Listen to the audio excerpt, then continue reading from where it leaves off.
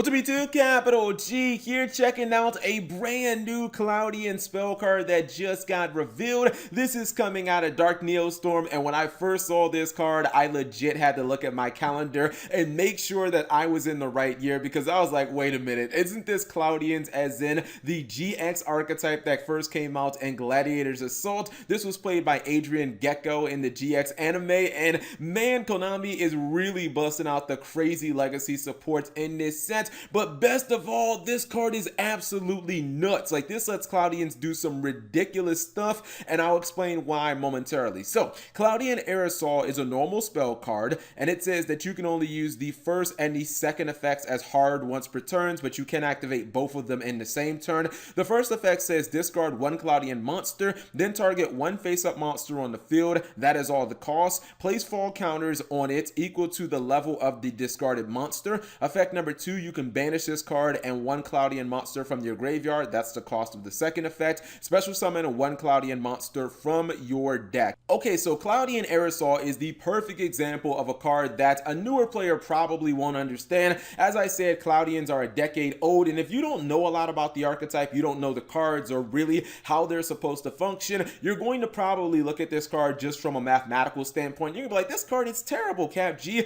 Why on earth would I want to essentially go -2 just to put a whole bunch of counters on one of my monsters? Like, how exactly am I supposed to win from there? How exactly am I supposed to make advantage? Well, the thing about Cloudians, and one of the reasons that I always kind of rag on the archetype jokingly, is the archetype does have some very useful monster effects. However, almost all of them are kind of tied into removing these fall counters and getting these fall counters, but historically there's never been a way to get a ton of them on a monster like really quickly. I mean, usually you had to jump through all sorts of hoops, but now you can just discard a couple of cards, and with their boss monster, the Cloudian Eye of the Typhoon, which historically has always been a fucking terrible boss monster, now he actually is quite useful because you can discard the Aerosol or activate the Aerosol, you can discard the Typhoon, and now one of your Cloudian monsters can get instantly 8 counters on it. And you might think, okay, well, what exactly can I do with 8 counters? Those 8 counters can be fucking ridiculous. If you look at a monster like Cloudian Turbulence,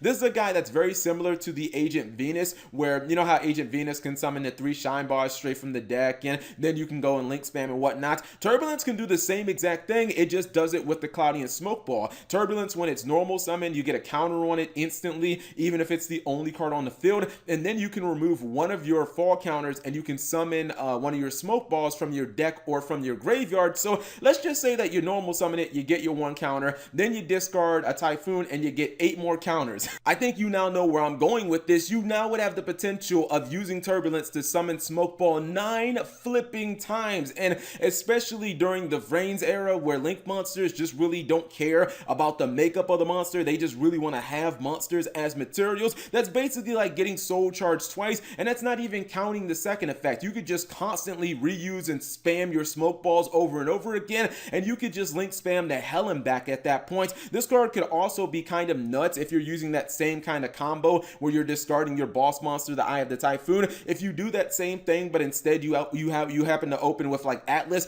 Atlas is another card. Again, there are no hard ones per turns in this archetype for the most part, because these are all, you know, cards that were designed during the GX era, so you know, no hard ones per turns back then. Atlas is a card that you can remove 3 counters from and randomly discard a card from your opponent's hand. So forget about Gumblar on your opponent. Like, you could really just do the same thing with Atlas, and you'd have 9 counters on Atlas. You could activate his effect 3 times. You basically get rid of half of your opponent's opening hand, and that definitely would set them back. So that seems pretty good as well. And again, I haven't even really talked about the second effect where you can banish a monster, you can banish your Aerosol, and then you can summon one of your Cloudian monsters from your deck. And that's really awesome when you're talking about summoning the boss monster, the Eye of the Typhoon, which is obviously the card you want to discard, but now you can actually summon it straight from your deck, and you have a 3000 beater. And I'll definitely take a 3000 beater, especially when it can't be destroyed by battle. It's so ironic that I always thought that the boss monster was kind of unplayable in Cloudians, and now you can summon it from the deck, and it's one of the best discard, well, the best discard card in the entire deck for this new piece of support. So we'll have to see exactly how this shapes out. Maybe this won't be the only piece of Cloudian support in this set, but